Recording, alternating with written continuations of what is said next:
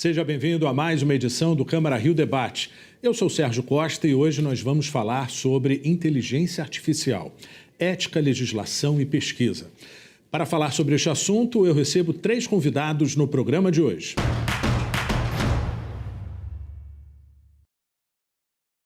Eu começo as apresentações com a Yasmin Cursi, professora de Direitos Humanos e pesquisadora do Centro de Tecnologia e Sociedade da Fundação Getúlio Vargas. Seja bem-vinda, Yasmin. Obrigada, Sérgio. Um prazer estar aqui. Eu recebo também o Pedro Gueiros, pesquisador de Direito e Tecnologia do Instituto de Tecnologia e Sociedade. Seja bem-vindo. Olá, obrigado, Sérgio. Um prazer estar aqui. E para completar o time de entrevistados, Marcelo de Araújo, professor do Departamento de Filosofia da UERJ e da Faculdade de Direito da UFRJ. Seja bem-vindo. Muito obrigado, Sérgio. Uma satisfação estar aqui.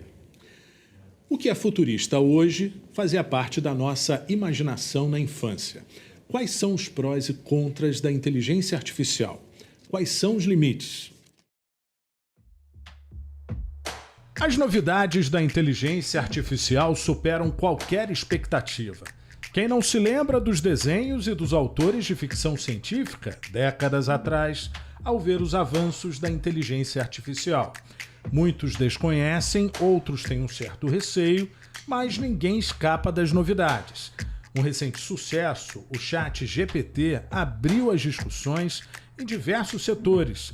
Mas a falta de um marco regulatório levanta dúvidas sobre o uso da tecnologia. Os organismos internacionais vêm discutindo um marco regulatório que possa afetar, ou sirva, de exemplo para as legislações nacionais. A Europa está mais avançada nessa discussão, mas ainda não temos assim, um ordenamento internacional que nos permita um balizamento regulatório a ser adotado. O recente lançamento do ChatGPT gerou debate sobre diversos temas, como a propriedade intelectual. Afinal, quem seria o autor de textos gerados por uma inteligência artificial? A questão da autoria ela é uma questão muito sensível, porque para fins de entendimento do criador de obra protegida, o criador é a pessoa física, aquela que cria, como estabelece a lei brasileira e o ordenamento internacional. Ou seja, o que significa dizer isso? A instrução que recebe o serviço de inteligência artificial para entregar um texto, uma imagem, uma foto, enfim, não pode conferir àquele que fez a instrução, ao instrutor da informação, a qualidade de autor. O que esperar do futuro? Quais os limites da revolução tecnológica? Quais são os alcances dessa inovação? Um assunto cada vez mais comum e acessível aos cidadãos. Estudiosos defendem uma adaptação na sociedade, regras e leis sobre o assunto, e até uma pausa, até que sejam definidos modelos de governança. Com a palavra, os nossos convidados. Bom, Marcelo, eu queria começar com você justamente para a gente conceituar, inteligência artificial e falar um pouquinho da abrangência. Tá, obrigado. Na verdade, o conceito por trás dessa nova tecnologia ele não é novo. Desde a década de 80 as pessoas estão discutindo isso. Houve um período que as pessoas até falaram na comunidade de inteligência artificial do inverno da inteligência artificial, porque havia uma grande promessa na década de 80 e a tecnologia não deslanchou, como muitas pessoas acharam que deslancharia. O que eu acho que mudou bastante de uns 20 anos para cá foi a existência de muitos dados online, som, imagem, textos e processadores, uma velocidade de processamento muito grande.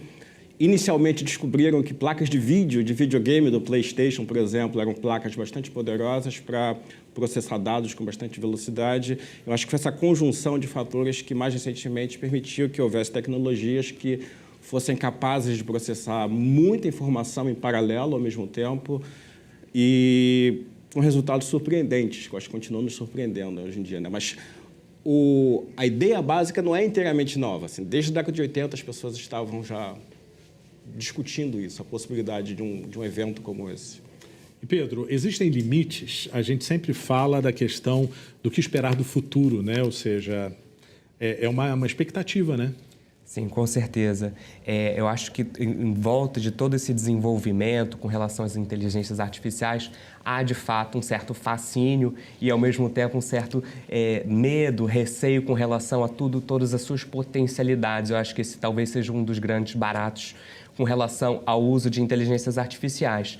E eu acho que talvez essa seja uma das mais importantes tônicas com relação a esse uso cada vez mais progressivo, cada vez mais avançado.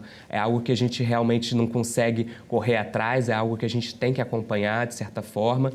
Embora seja difícil estarmos ali par e passo, mas, ao mesmo tempo, pensar nelas através como uma ferramenta em si, não como algo a ser substituído ou como algo a ser ameaçado à sociedade como um todo. Então, acho que o uso ético, mais responsável nesse sentido, facilita a compreensão de que são meramente ferramentas voltadas a instrumentalizar ali as mais diversas atividades humanas.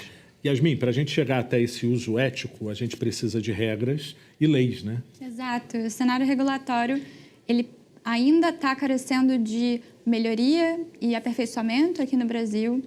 A gente está com um projeto de lei em discussão para regulamentar a inteligência artificial, não só no Brasil, mas no mundo inteiro. A Europa também discutiu a legislação de inteligência artificial recentemente, ainda está em discussão.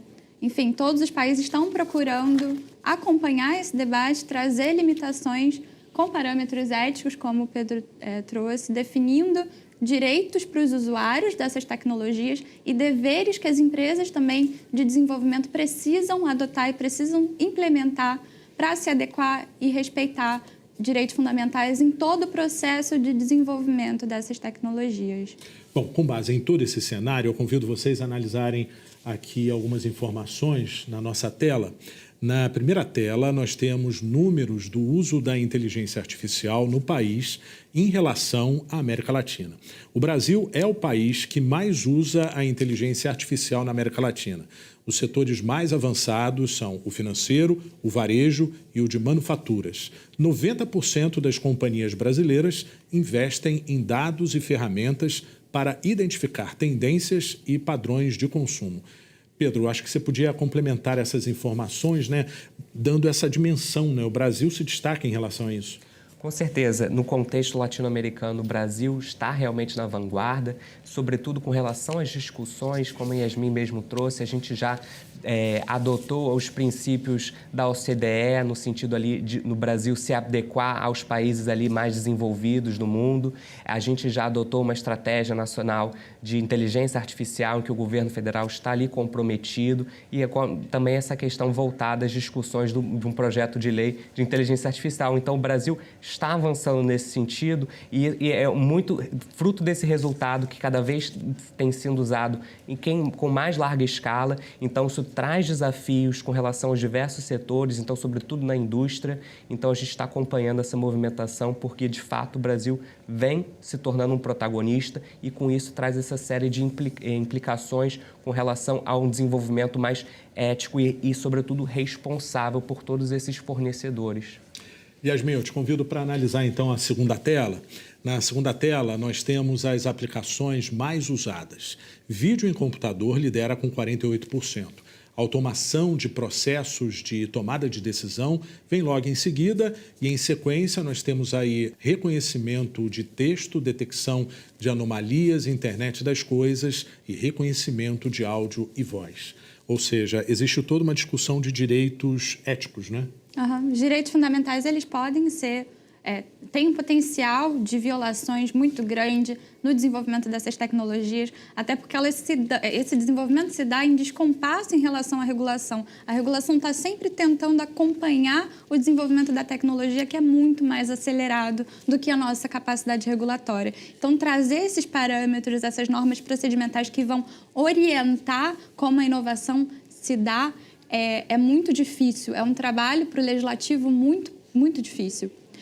Então, a gente tem, né, como é possível ver aqui, vídeo em computador 48% da utilização, majoritariamente a população brasileira está utilizando vídeo em computador, acessando esse tipo de conteúdo e até mesmo dando seus dados, colocando vídeos em aplicativos, gravando, tirando foto, colocando em aplicativos que estão gravando, que estão pegando esses dados e montando, ajudando essas tecnologias a evoluir sem ter consentimento dos usuários em relação a como que esses dados estão sendo utilizados pela maioria dessas empresas, porque não há regulação ainda. Então, é possível que a LGPD, no caso, acho que o Pedro deve falar sobre isso, seja aplicada em algum nível, mas a gente ainda não tem capacidade de avaliar auditorias, por exemplo, sobre como que esses sistemas de inteligência artificial são implementados, que tipo de responsabilidades estão sendo adotadas no desenvolvimento desses algoritmos. Enfim, há uma série de complexidades que o debate legislativo ainda vai trazer esses parâmetros e a população brasileira ainda fica vulnerável, ainda está em uma situação vulnerável de assimetria, tanto de informação quanto de poder em relação ao que está sendo feito com os dados pessoais, que são também direito fundamental. Então, Perfeito. um pouco isso. Bom, Marcelo, a educação é um setor que se tornou aí bem sensível em relação a isso e eu te convido para analisar a nossa terceira tela. Bom, na terceira tela está o desempenho do chat GPT no Enem. Se fosse um aluno, a pontuação média seria de 612,3 nas provas objetivas do Enem. Ele se sairia melhor do que 98% dos estudantes em ciências humanas e do que 95% em linguagens e códigos. De forma geral, superaria 78% dos candidatos. Agora, o robô vai muito pior em matemática, só supera 27% dos participantes. É um alívio, né? Pelo menos na matemática, né, Marcelo? É um alívio talvez provisório, na verdade. Talvez, por enquanto, o GPT-3 ou tecnologias desse tipo ainda sejam inferiores a calculadoras, mas existe uma razão para isso. Na verdade, o que esses algoritmos fazem é pegar todo um corpus de dados existentes, já online ou não, e são treinados nisso. Eu acho que há inclusive, um mau entendimento, às vezes, assim, publicamente, sobre como essas tecnologias funcionam, porque não é que haja um programa, como haveria, por exemplo, uma calculadora em que você sabe o que entra, o que vai sair, e você tem controle sobre isso.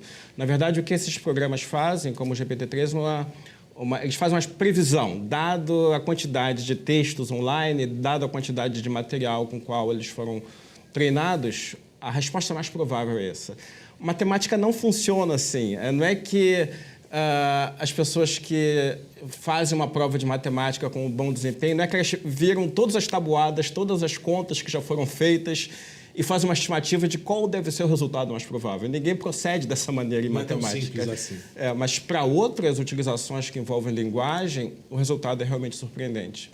Eu enfatizei o provisório com relação ao desempenho, porque a comunidade de inteligência artificial já se deu conta do problema com relação ao mau desempenho em matemática e estão tentando desenvolver modelos melhores para utilizar a matemática, né? Para fazer operações matemáticas, mas acho que em pouco tempo o resultado com certeza não vai ser muito inferior ao resultado obtido em provas relacionadas às ciências humanas. Perfeito. Bom, Câmara Rio Debate vai para um breve intervalo, nós voltamos em instantes. Não saia daí.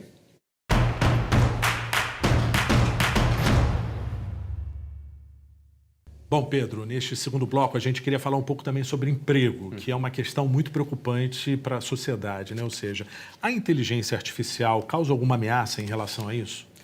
Olha, Sérgio, eu acho que essa dúvida ela é histórica, né? Até como o professor comentou aqui com relação ao desenvolvimento desde os anos 80 com as inteligências artificiais, sempre existiu esse receio com relação à substituição e isso faz parte do progresso técnico-científico. Inevitavelmente, as profissões acabam sendo adaptadas ou até mesmo substituídas. Então, esse receio com relação ao desemprego estrutural, com relação ao avanço das inteligências artificiais, é fundado. Eventualmente, vão haver profissões que, de fato, não vão ser tão necessárias, principalmente aquelas mais mecanizadas, mas eu acho que a principal importância com relação a isso é muito mais de uma adaptação dos próprios profissionais. Por exemplo, na nossa área jurídica, a gente escuta muito, o robô advogado, vamos precisar de advogado. e a gente sabe que é muito mais uma discussão de se adaptar a essa nova realidade, né? Como até havia falado no início, é muito mais uma ferramenta e não mais uma substituição. A gente ainda está longe de ter uma substituição de uma pessoa humana, então eu acho que a questão com relação ao desemprego seria muito mais voltada a uma capacitação geral das pessoas, incluindo parte pelo poder público e dos próprios profissionais nessas várias áreas, de se adaptarem a utilizar essas ferramentas ao próprio favor nessas profissões. Exato. Se eu puder complementar um pouquinho o que o Pedro trouxe, por exemplo, na advocacia, a gente tem tarefas muito mecânicas, como, por exemplo, escrita de petição. Já há disciplinas em diversas universidades focando em programação para advogados e ensinar advogados a programarem para automatizar essas tarefas mais burocráticas. Então, se você trabalha no escritório, por exemplo, São você vantagens consegue... da economia de tempo. Exato. Por outro lado, a gente também tem, Yasmin, a questão do reconhecimento facial, que é uma outra vantagem em relação à segurança, né? Mas há uma discussão também da identidade, né? Da preservação dessa imagem, né? Ou seja, é algo que a gente ainda está engatinhando. Exato. O reconhecimento facial ele é um tópico muito sensível, principalmente porque a tecnologia ainda não é tão eficaz no reconhecimento de rostos, principalmente de pessoas negras e não brancas em geral, asiáticas também, sofrem com discriminação a partir do uso dessas tecnologias que não conseguem identificar essas pessoas adequadamente. Então, o uso mesmo dessas aplicações na segurança pública é um pouco controverso porque não são tão efetivas quanto se promete e podem gerar riscos diversos, como prisões ilegais de pessoas que foram identificadas de forma errônea, que não eram as pessoas que estavam cometendo o ato ilícito. Enfim, uma série de problemas também para direitos fundamentais.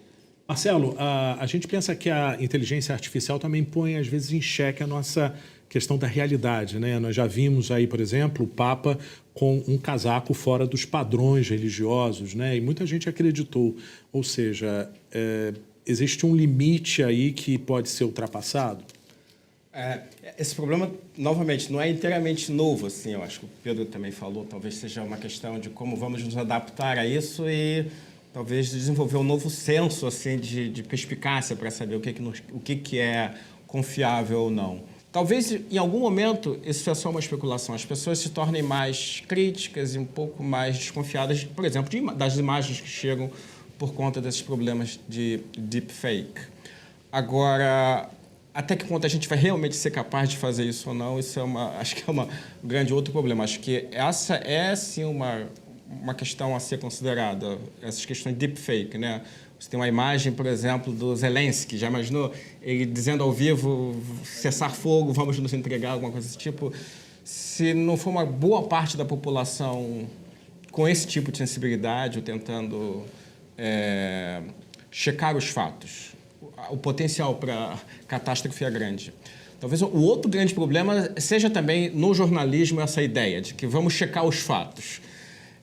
Correto, mas as ferramentas para checar os fatos são elas próprias também ferramentas digitais. Então você checa os fatos por meio de ferramentas digitais. E pode ser traído por isso. Exatamente. Então acho que há um potencial grande aqui para transformações bem pouco otimistas. Em várias áreas diferentes, eu acho que há potencial para catástrofe.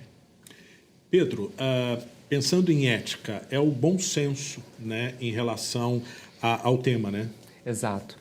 E com relação a toda essa questão voltada ao uso dessas inteligências artificiais para a desinformação, esse é talvez um dos grandes riscos que a gente pensa com esse uso massivo, progressivo, cada vez mais dependente dessas ferramentas, sobretudo porque elas, ao mesmo tempo que elas promovem o bem-estar da coletividade como um todo, elas podem ser usadas para quaisquer outras finalidades, né? Ou seja, essa questão relacionada a fraudes, relação à desinformação. Então, tem todos esses perigos que a gente precisa de uma maior atenção, tanto por parte dos próprios desenvolvedores desses programas, ou seja, ao inserir ali o desenvolvimento dos seus produtos, colocar mecanismos voltados à maior segurança da informação, maior segurança do usuário, aquele destinatário final, tanto das próprias pessoas, no sentido de usar essas ferramentas no sentido ali mais responsável, ou seja, com maiores medidas voltadas à responsabilização com relação ao uso correto, adequado dessas ferramentas,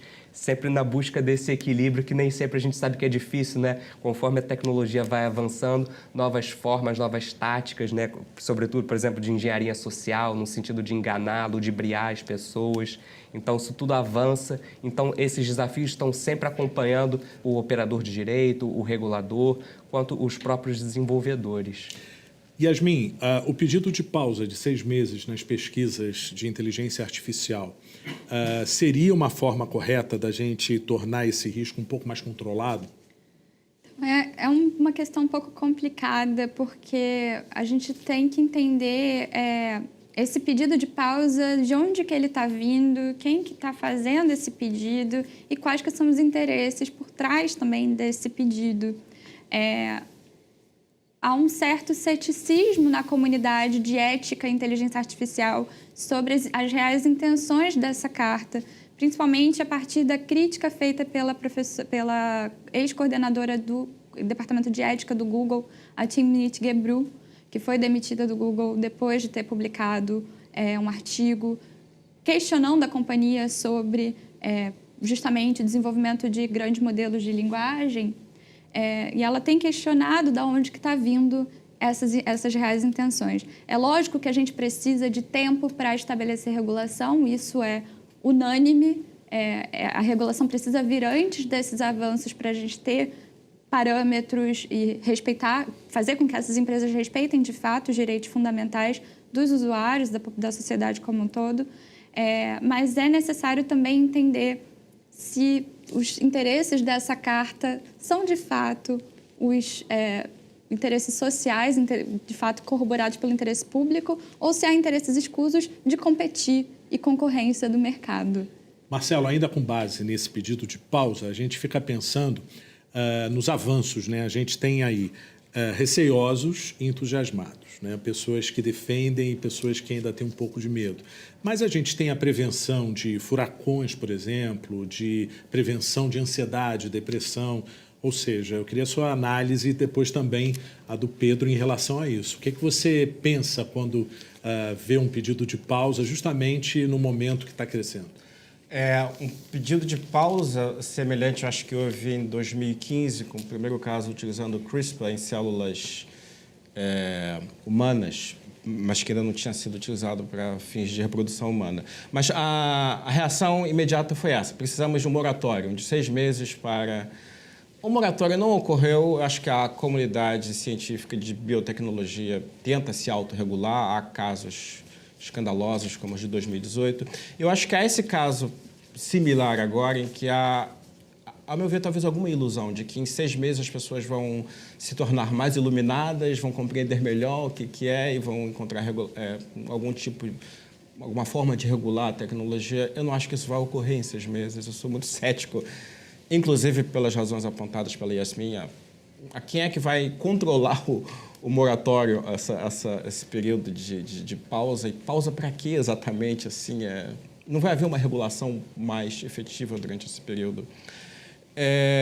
Mas algum tipo de regulação deve haver, sim. Mas talvez parte do problema seja a LERJ regula o que concerne ao Estado do Rio de Janeiro, a Câmara de Vereadores, a cidade do Rio de Janeiro, o Congresso Nacional que se passa no Brasil. Agora, essas tecnologias, elas são inevitavelmente... Não tem fronteiras, na verdade. Assim, é muito difícil pensar exatamente que tipo de regulação é essa, que talvez poderia engessar algum tipo de utilização no Brasil durante um tempo que vai haver algum outro tipo de desenvolvimento dos países, né? Eu tenho alguma dúvida sobre que tipo de regulação ou que tipo de autoridade seria cabível para gerar regulações aqui que fossem efetivas, né? Esses 6 meses eu acho que efetivamente não seria um grande ganho.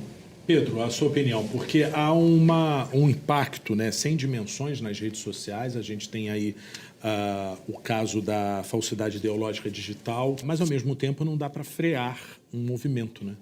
Exato. Eu acho que com relação a essa discussão, inclusive envolvendo as redes sociais, existe uma preocupação que está ocorrendo no momento, sobretudo com essas inteligências artificiais que a gente chama de generativas, ou seja, elas criam um conteúdo novo muito próximo naquela linguagem humana e por exemplo, como você mencionou a história do Papa, daquela imagem, essa questão do chat GPT, todas essas inteligências agora em voga, está causando uma corrida dessas empresas de tecnologia. Então, a gente está vendo o Microsoft, a gente está vendo o Google correndo atrás de criar ferramentas desse tipo, e isso está causando uma série de preocupações, porque justamente existem muitas falhas, existem muitos enviesamentos que provocam e levam todas essas violações relacionadas aos direitos humanos, direitos fundamentais.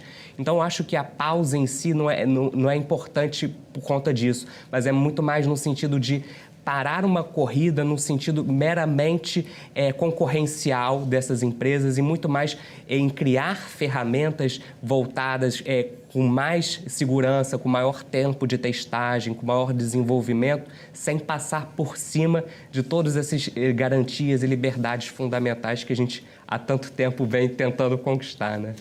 Bom, gente, infelizmente o tempo terminou, mas a gente ainda precisa de uma rodada final de considerações.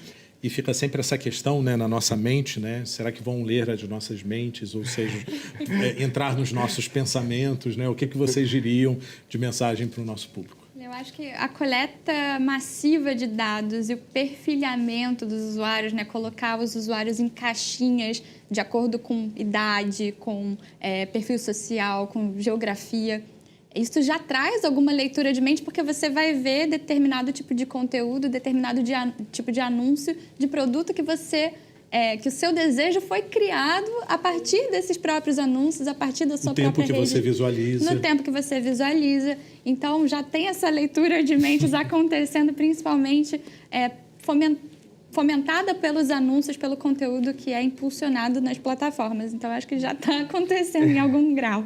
Pedro, como conviver com isso? Olha, eu acredito que essa preocupação voltada à pessoa humana com relação à atenção às vulnerabilidades, evitar discriminações, isso vai ser fundamental tanto no ponto de vista ali desse processo de revisão de tomadas de decisões automatizadas, quanto do próprio destinatário final. Então, acho que essa centralidade da pessoa humana que vai realmente utilizar e vai se beneficiar dessa inteligência artificial, que é essa finalidade máxima, eu acho que isso deve ser a tônica principal com relação a esse uso cada vez mais expansivo. Marcelo, sua mensagem diante desse cenário? Otimismo cauteloso. Acho que a gente poderia, talvez, acho que o Pedro e a Yasmin já falaram isso, assim, poderíamos ter essa ideia de que a inteligência artificial ela poderia talvez ser utilizada nessas tarefas mais formulaicas e repetitivas, mas eu acho que, por exemplo, mais recentemente o ChatGPT mostrou que justamente nesses âmbitos onde parece haver criatividade para produção de texto, por exemplo, ou produção de música, também aqui a gente encontra ferramentas desse tipo, fazendo trabalhos desse tipo. Então, acho que é um otimismo cauteloso. Talvez ferramentas como essa nos estimule a escrever melhor do que o GPT, a propor novos tipos de narrativas. E uma coisa que comumente se repete, é muito difícil fazer previsões, especialmente sobre o futuro. E eu acho que há muita coisa ainda está por acontecer agora. O jeito é se adaptar com bom senso. Perfeito. Olha, foi um prazer conversar e debater sobre este assunto com vocês. Eu agradeço a presença de todos aqui no programa e obrigado a você pela audiência. Você também pode acompanhar o conteúdo deste programa e muitos outros nos podcasts da Câmara, na sua plataforma de áudio favorita. Veja também outras notícias nas nossas redes sociais em câmara.rio. O Câmara Rio Debate de hoje fica por aqui. Até a próxima. Tchau.